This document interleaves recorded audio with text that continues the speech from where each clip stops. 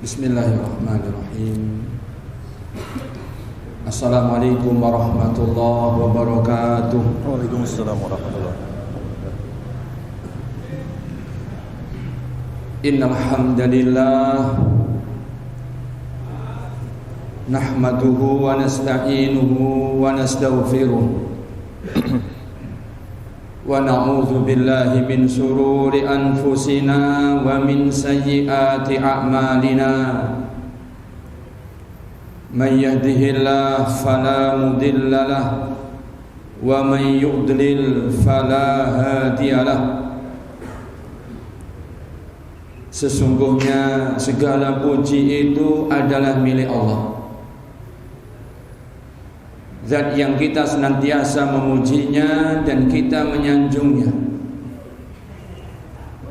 Zat kita meminta pertolongan juga hanya kepadanya. Sesungguhnya siapa saja yang oleh Allah diberi hidayah, niscaya tidak bakal ada yang mampu menyesatkannya. Dan siapa saja yang dia hatinya cenderung menyimpang sehingga Allah simpangkan, niscaya tidak bakal ada orang yang mampu memberinya hidayah. Asyhadu an la ilaha illallah wahdahu la syarikalah wa asyhadu anna Muhammadan abduhu wa rasuluh alladzi la nabiyya ba'dah. Kita semuanya bersaksi bahwasanya tidak ada ilah yang berhak diibadahi kecuali Allah. Hanya Dia semata yang tidak ada sekutu baginya. Dan semua kita bersaksi bahwasanya Muhammad putranya Abdullah adalah Rasul, utusan Allah yang tiada lagi nabi sesudahnya. Ya ayyuhalladzina amanu taqullaha haqqa tuqatih wa la tamutunna illa wa antum muslimun. Wahai orang-orang yang beriman, bertakwalah kalian kepada Allah dengan sebenar-benar takwa, dan janganlah sekali-kali kalian mati melainkan dalam keadaan berserah diri kepada Allah dengan mentauhidkannya dan dengan beribadah kepadanya. Ya ayyuhan nasu taqu rabbakumul ladzi khalaqakum min nafsin wahidah wa khalaqa minha zawjaha wa bassa minhuma rijalan katsiran wa nisaa'a wattaqullaha alladzi tasaaluna bihi wal arham innallaha kana 'alaikum raqiba. Wahai seluruh sekalian manusia, bertakwalah kalian kepada Rabb kalian yang telah menciptakan kalian dari diri atau dari jiwa yang satu, dan yang telah menciptakan dari diri yang satu itu pasangannya yaitu Hawa, dan yang telah mengembangbiakkan dari keduanya menjadi kalangan laki-laki dan kalangan wanita yang jumlahnya banyak. Dan bertakwalah kalian kepada Allah yang kalian dengan menyebut namanya kalian meminta kepadanya, dan sambunglah tali silaturahim. Sesungguhnya Allah Azza wa Jalla Maha mengawasi kalian semua. Ya ayyuhalladzina amanu taqullaha wa qulu qawlan sadida yuslih lakum a'malakum wa yaghfir lakum dzunubakum wa may yuti'illaha wa rasulahu faqad faza fawzan 'azima. Wahai orang-orang yang beriman, bertakwalah kalian kepada Allah dan ucapkan oleh kalian ucapan yang benar. Niscaya Allah akan perbaikan perbuatan-perbuatan kalian, dan Allah SWT akan ampunkan dosa-dosa dan kesalahan kalian. Barang siapa yang dia taat kepada Allah dan Rasulnya, maka sungguh dia adalah orang-orang yang sukses dengan kesuksesan yang begitu agung. Amma ba'du, fa inna asdaqal kalami kalamullah wa khairal hadi hadi Muhammadin sallallahu alaihi wasallam. Sesungguhnya sebenar-benarnya ucapan adalah firman Allah yang ada di dalam Al-Quran, dan sesungguhnya sebaik-baik petunjuk adalah petunjuknya Rasulullah sallallahu alaihi wasallam. Wa syarrul umuri muhdatsatuha, dan sejelek-jeleknya perkara dalam agama adalah yang baru yang menambahinya. Fa inna kulla muhdatsatin bid'atun wa kulla bid'atin dhalalatun.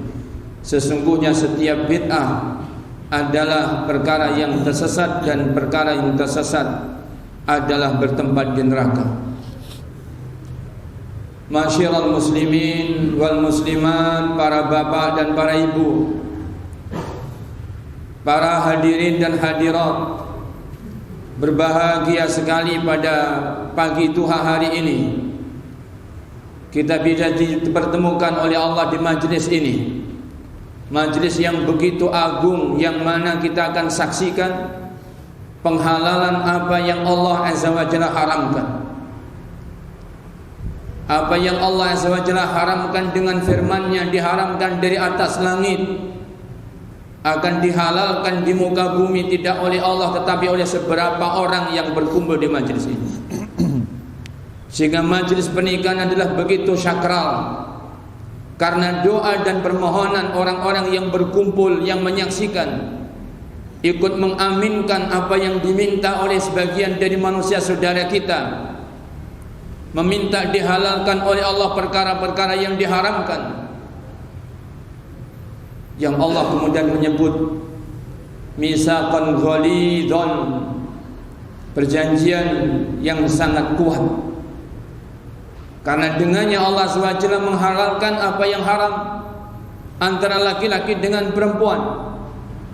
Perkara-perkara yang tidak boleh menjadi boleh, perkara-perkara yang tidak lumrah, yang dipandang orang adalah perbuatan yang jelek, apalagi syariat menyebutkan adalah fahisyah, menjadi perbuatan yang ma'ruf, ibadah yang mulia, yang dengannya Allah sudah tegakkan keadilan, yang di sana Allah SWT ajarkan makna tanggung jawab dan kewajiban, yang di sana Allah SWT perintahkan bagaimana untuk saling kerjasama, menunaikan hak-hak dari pasangan, dan bagaimana seseorang harus memiliki kewajiban-kewajiban yang juga harus tertunaikan. Maka pernikahan bukan perkara yang remeh. Pernikahan bukan perkara yang boleh dijadikan sebagai gurauan, tetapi pernikahan adalah perkara yang serius, yang begitu sakralnya, ibadah yang Allah Azza wa Jalla menetapkan sebagai ibadah yang kesepakatannya adalah misaqan ghalidh. Para jemaah yang dirahmati Allah Subhanahu wa taala, tiada beda menikah yang pertama dengan menikah yang kedua, tiada beda menikah yang ketiga, tiada beda dengan menikah yang keempat. Semuanya adalah pernikahan. Semuanya adalah pernikahan yang tidak boleh dinilai beda, tidak boleh dinilai tidak sama. Semuanya adalah sama. Sebagaimana Allah Azza wa Jalla membolehkan pernikahan, maka semua kita harus membolehkan pernikahan. Ketika seseorang menikah tidak pernah ditanya untuk apa anda menikah, maka kita tidak boleh menanya untuk apa saudara kita ini menikah, karena semua orang itu membutuhkan menikah. Karena sesungguhnya hikmah daripada pernikahan adalah Allah Zat yang Maha Tahu bagaimana hajatnya manusia ini masing-masingnya, bagaimana kebutuhan manusia ini masing-masingnya, yang Allah jadikan hajat masing-masing manusia itu, individu-individu yang ada ini berbeda-beda. Dan Allah tidak perintahkan, Allah tidak syariatkan untuk kita tahu apa hajatnya orang. Kita tidak diperintahkan untuk mengetahui dan bahkan untuk mengorek apa kepentingan orang. Semua kita diperintahkan untuk beribadah kepada Allah, untuk taat kepada Allah Subhanahu wa ta'ala. Dan sebagian dari makna ketaatan adalah di balik pernikahan segudang ketaatan. Di balik pernikahan ada segudang ketaatan kepada Allah Subhanahu wa taala.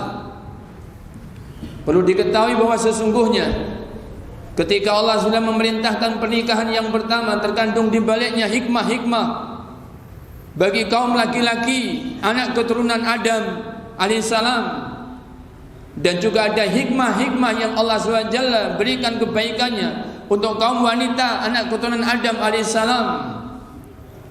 Bagaimana tidak, sedangkan Allah Azza wa Jalla mensyariatkan menikah sejak awalnya Allah menciptakan Adam, sehingga Allah jadikan pasangan yaitu Hawa. Demi tegaknya keadilan, demi tegaknya tanggung jawab dan ditunaikannya hak-hak, maka tidak bisa tidak bahwa pernikahan adalah keuntungan bagi kedua belah pihak. Pernikahan adalah hikmah yang baik yang akan ditunai oleh orang-orang yang menikah dari laki-laki dan perempuan, tidak ada bedanya. Sehingga Allah SWT menyebutkan dalam Al-Quran, hunna libasun lakum wa antum libasun lahun. Sebagaimana mereka para wanita adalah pakaian kalian wahai kaum laki-laki, maka sesungguhnya kalian adalah pakaian bagi mereka kaum wanita. Maknanya bahwa suami istri adalah pakaian untuk pasangannya, sehingga ketika laki-laki mendapatkan ketenangan, ketentraman dengan dia menikah oleh Allah, ibaratnya dia dikenakan pakaian, maka begitu pun kaum wanita, dia mendapatkan ketenangan dan ketentraman, ibarat dia telah diberi pakaian oleh Allah Tabaraka wa Ta'ala. Sehingga keuntungan tidak yaitu hanya sepihak, tetapi hikmah Allah Azza wa Jalla menegakkan keadilan, menegakkan hak-hak dan kewajiban untuk kepentingan daripada dua belah pihak yang sama. Allah Azza wa Jalla menyebutkan walahunna mislul ladzi alaihinna bil ma'ruf, dan adalah mereka para istri-istri kalian itu, mereka adalah berhak mendapatkan apa yang setimpal dengan kewajiban-kewajiban yang mereka tunaikan kepada kalian wahai para suami. Sehingga ketika para suami mereka adalah menunaikan hak-haknya istri-istrinya, maka istri pun bahagia, istri pun mendapatkan apa yang mereka berhak mendapatkan. Sebaliknya suami pun mendapatkan kebahagiaan karena istrinya memberikan apa yang diinginkan, berupa yaitu hak-haknya suami sebagai pasangannya. Tidak ada bedanya antara menikah yang pertama dengan menikah yang kedua, yang ketiga, yang keempat. Semuanya hak-haknya adalah sama, kewajibannya adalah sama, syarat dan rukunnya adalah sama. Sehingga opini tentang masalah menikah yang kedua, yang ketiga, yang keempat, yang bisa jadi kita termakan opini orang-orang awam, umumnya orang yang tidak senang. Bahkan ini adalah opini yang dimunculkan dari orang-orang yang tidak senang dengan ajaran Islam. Sebagai seorang muslim mukmin harus segera merubah mindsetnya, dirubah tentang bagaimana menikah yang kedua, yang ketiga, yang keempat. Opini masyarakat harus dirubah, diluruskan sebagaimana yang Allah SWT kehendaki, bahwa sesungguhnya pernikahan yang kedua tidak sepihak. Allah SWT memerintahkan menikah adalah untuk ditunaikannya hak dan kewajiban bersama-sama. Kaum muslimin yang dirahmati Allah Subhanahu wa taala,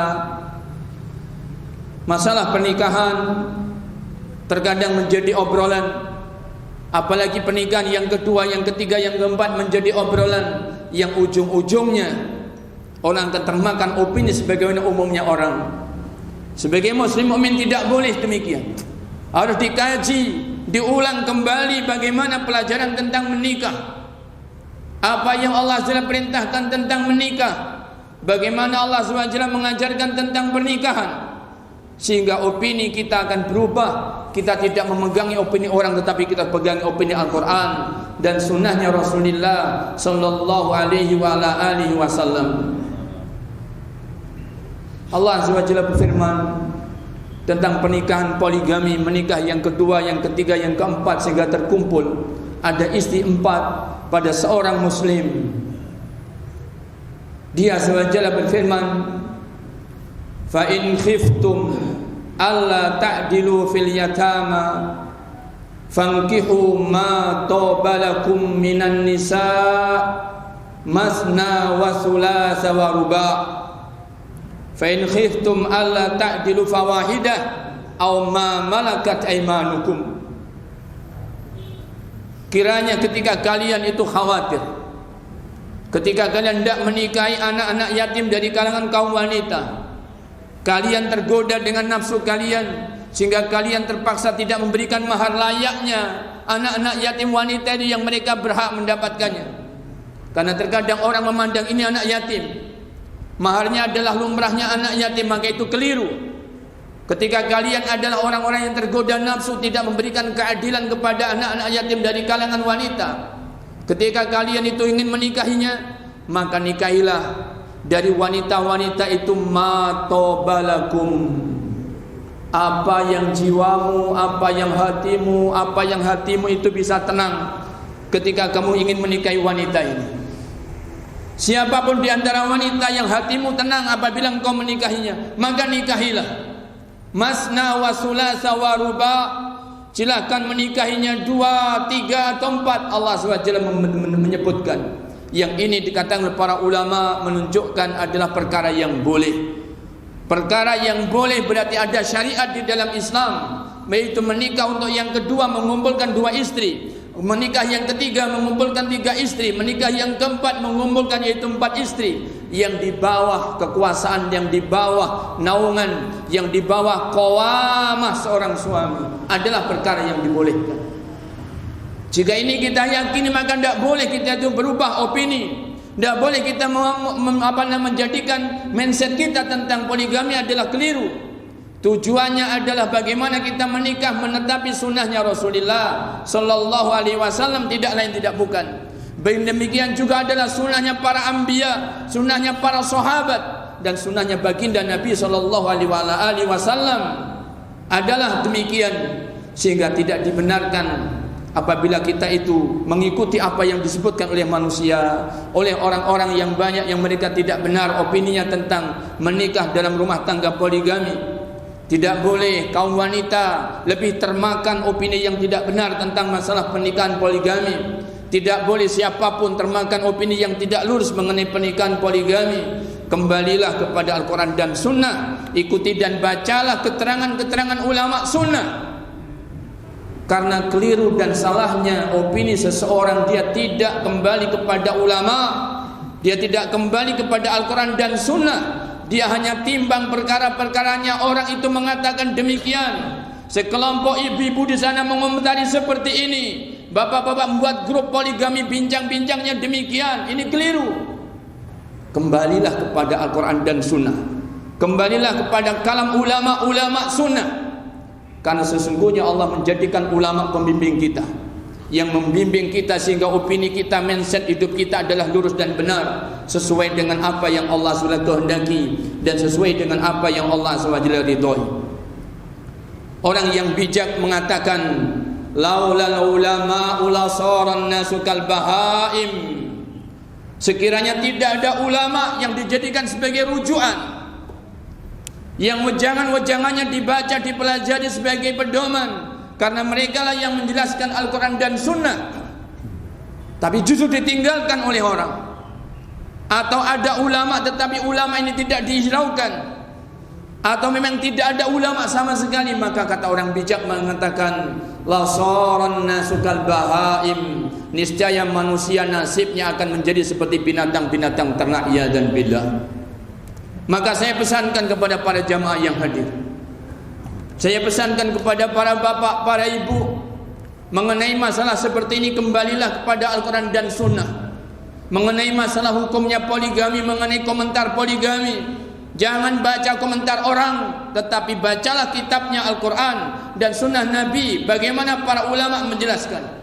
Hikmahnya poligami tidak sekedar laki-laki, sehingga banyak orang yang mereka menanya kepada laki-laki, apa keinginannya dia itu menikah, apa yang dia cari dengan dia menikah untuk yang kedua, yang ketiga. Bukankah satu itu cukup bagi dia? Seandainya anda di hadapan Nabi, di hadapan Allah SWT, benarkah anda bertanya kepadanya? Maka hendaknya kita itu mempertimbangkan. Tidak demikian seorang muslim yang baik, tidak sedemikian seorang muslimah yang baik. Apakah Anda ada syariatnya menanyakan yang seperti itu kepada saudara Anda yang akan menikah? Tidak ada.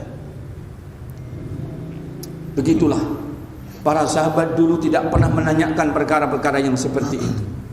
Bahkan Imam Malik menyebutkan kalau para sahabat dulu tidak pernah ada yang bertanya. Lalu ujung-ujungnya ada orang yang bertanya tentang masalah suatu ibadah. Pertanyaan ini kategori bid'ah. Pertanyaan ini kategori bid'ah. Kan ini menanyakan tentang masalah ibadah, sehingga tidak dibolehkan. Berarti asalnya tidak ada pertanyaan. Asalnya semuanya mengkaji bagaimana Al-Quran dan Sunnah dan ujang-ujang ulama Sunnah di dalam masalah menjelaskan masalah seperti ini. Para bapak, para ibu yang dirahmati Allah Subhanahu wa ta'ala, saya berbahagia sekali.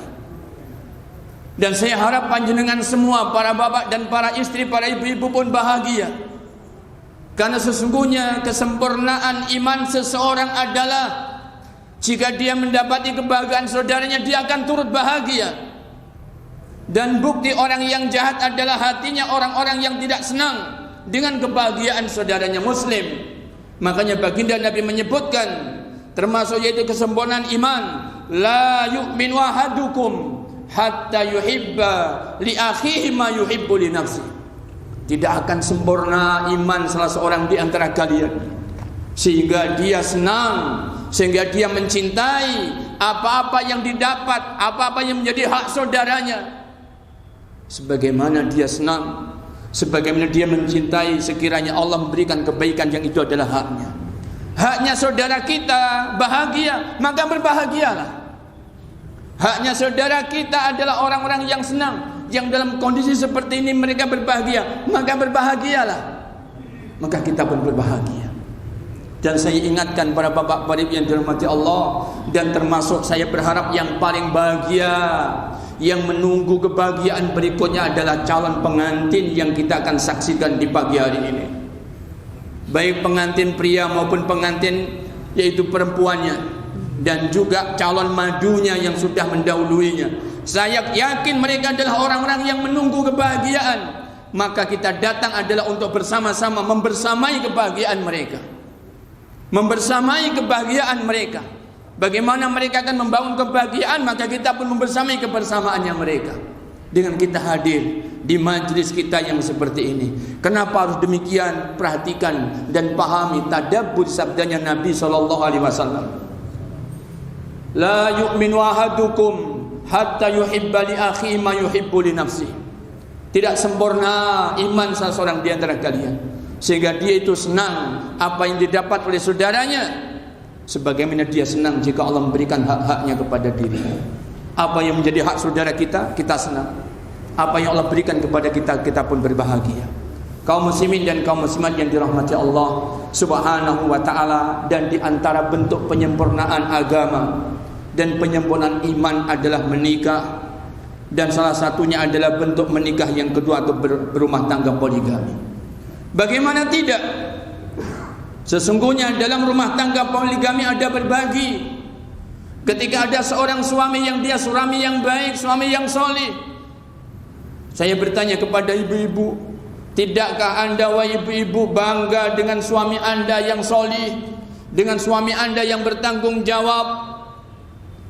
Tanyakan kepada ibu-ibu, kepada panjenengan ibu-ibu, kepada diri sendiri panjenengan. Senangkah anda dengan suami anda yang dia adalah suami yang soleh, suami yang bertanggung jawab? Kalau jawabannya anda senang, hendaknya anda berbagi. Berbagilah kebahagiaan buat saudari-saudari anda yang juga berharap senang dan bahagia seperti anda. Sementara saudari-saudari anda masih banyak yang belum bersuami, sementara saudari-saudari anda masih banyak yang belum memiliki pasangan, maka saling berta'awun. Jangan dibiarkan, jangan didiamkan. Carikan pasangan-pasangan yang soleh, yang bertanggung jawab sebagaimana suami-suami anda, supaya saudari-saudari anda pun mendapatkan kebahagiaan sebagaimana yang anda dapatkan, yaitu berupa kebahagiaan. Para bapak, para ibu yang dirahmati Allah, tidak sekedar para janda, para gadis pun yang siap menikah banyak. Laki-laki tidak sekedar laki-laki yang mereka adalah berjaka, para duda yang solih yang baik pun banyak. Ketika Allah mensyariatkan menikah, maka sesungguhnya menikah yang pertama disyariatkan, menikah yang kedua disyariatkan, yang ketiga, yang keempat adalah sama-sama disyariatkan. Para bapak, para ibu yang dirahmati Allah SWT, kita akhiri khutbatul hajah atau khutbah nikah yang setelah ini akan dilanjutkan dengan proses akdun nikah pada walimah, pada pernikahan yang kita hadiri pada duha hari ini, dengan memohon kepada Allah keberkahan dan memohon kepada Allah kebaikan-kebaikan. Kalau Allah memberkahi, keberkahan adalah kebaikan yang melimpah.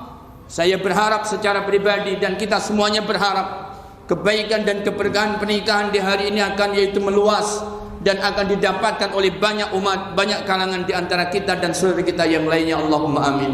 Aqulu hadza wa astaghfirullah li wa lakum wa lisairil muslimina wal muslimati min kulli dhanbin wastaghfiruhu innahu huwal ghafurur rahim. Wassalamu alaikum warahmatullahi wabarakatuh.